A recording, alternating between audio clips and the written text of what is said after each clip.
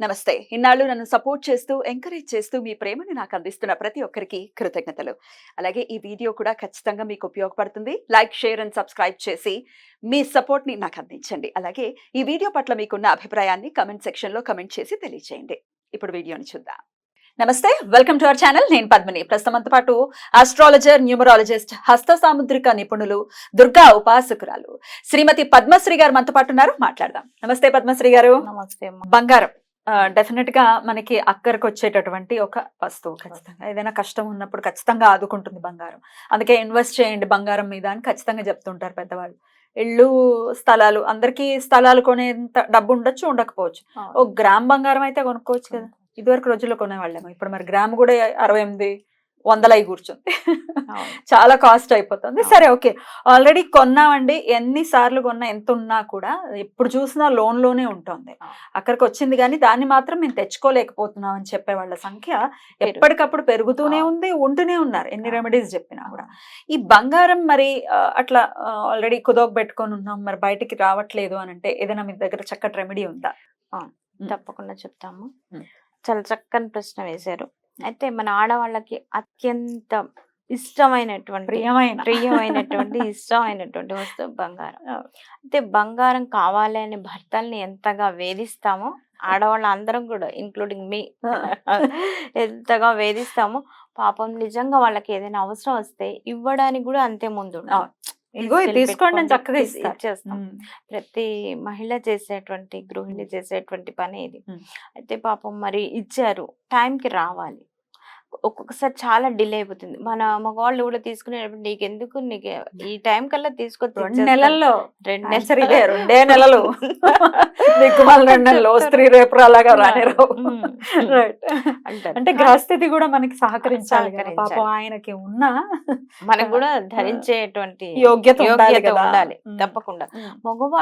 మగవాడు సంపాదించాలంటే ఆడదాని అదృష్టం ఉండాలి, అనుభవించే యోగ్యత ఉండాలి. అలాగే సంతానంలో కూడా ఏ ఒక్కరికున్న భార్యకు కానీ సంతానం కానీ వీళ్ళు ఎవరికున్నా మగవాళ్ళు సంపాదించే మార్గాలు కనిపిస్తూ ఉంటాయట.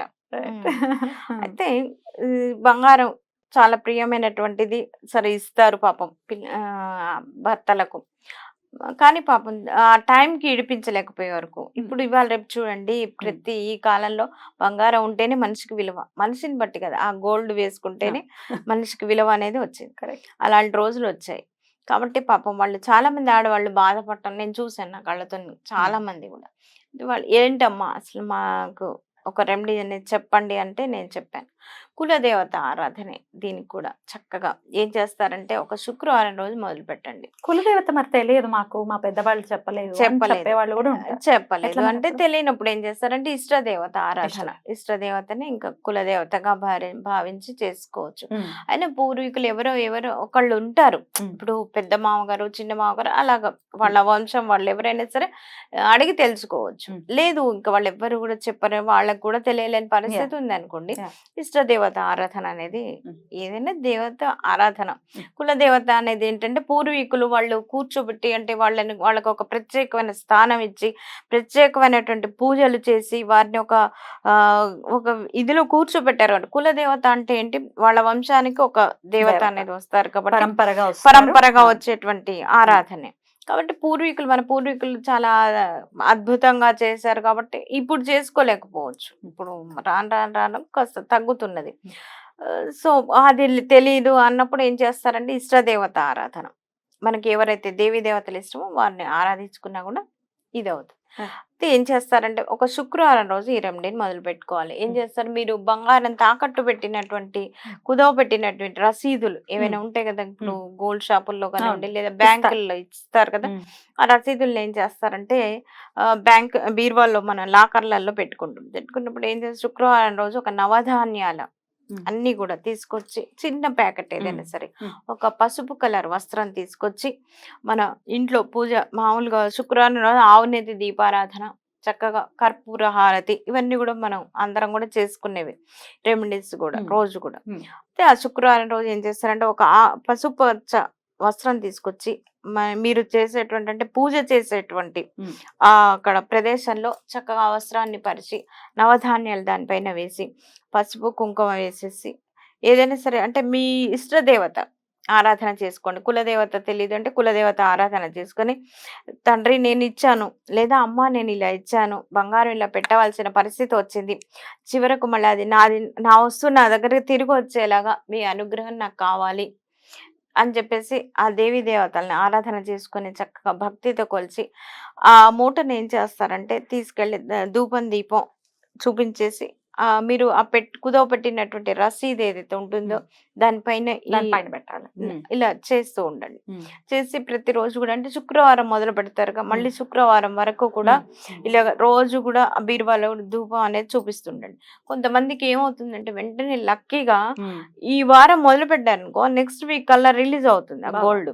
అంత ఫాస్ట్ గా అయిన వాళ్ళు కూడా ఉన్నారు. అంటే వాళ్ళు చేసేటువంటి భక్తి శ్రద్ధ, అలాగే వాళ్ళ గ్రహాలు ఇప్పుడు ఏదైనా గ్రహాలు బాగలేకపోతే భగవంతుడు అందరినీ సమానంగానే చూస్తాడు. మిమ్మల్ని ఒకలాగా, నన్ను ఒకలాగా, వేరే వాళ్ళని ఒక అలా ఉండదు. కాకపోతే మన ప్రారంధ కర్మాల్ని బట్టే మనకు జరిగేటువంటి కర్మలు అనేవి ఉంటాయి. అంటే భగవంతుడి దృష్టిలో అందరూ సమానమే, అందరూ ఆయన బిడ్డలమే. ఒక్కొక్కళ్ళకి వెంటనే ఎందుకు అవుతాయి అంటే మన ప్రారంధం బలంగా ఉంది అనుకో కొంచెం టైం పడుతుంది. మన ప్రారంధం వెంటనే తొలగిపోయింది అనుకోండి వెంటనే కార్యక్రమాలు అనేవి ఇప్పుడు ఏ పనైనా తలపెట్టింది వెంటనే అవుతాయి. కొంతమందికి లేట్ అవుతుంటాయి.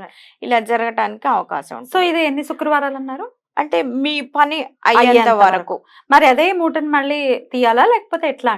సెకండ్ శుక్రవారం ఎలా చేయాలి? ఏం చేస్తారంటే అది తీసేసి మళ్ళీ అంటే క్లాత్ అదే ఉంచొచ్చు, మీరు పెట్టినట్టు వస్త్రం అదే ఉంచొచ్చు, నవధాన్యాలు మాటకు మార్చాలి. మరి అవేం చేస్తారు అంటే చక్కగా ఏదైనా పక్షులకు ఆహారంగా వేయండి.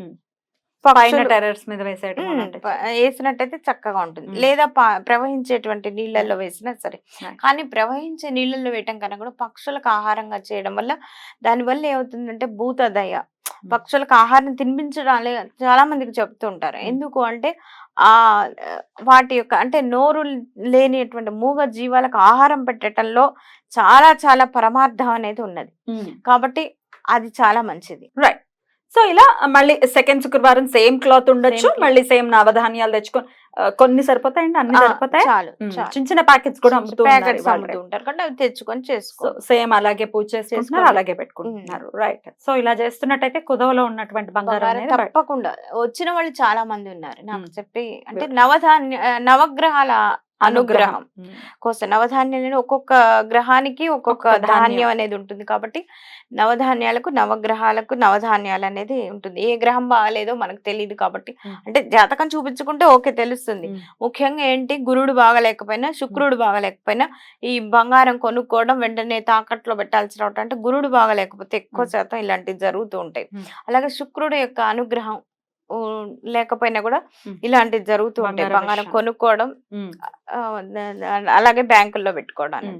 కాబట్టి ఇలాంటి పరిహారం అట్లాంటి ప్రశాంతత మన వాళ్ళందరికీ రావాలని మనస్ఫూర్తిగా కోరుకుంటూ థ్యాంక్ యూ అండి, చక్కగా వివరించినందుకు కృతజ్ఞతలు. నమస్తే.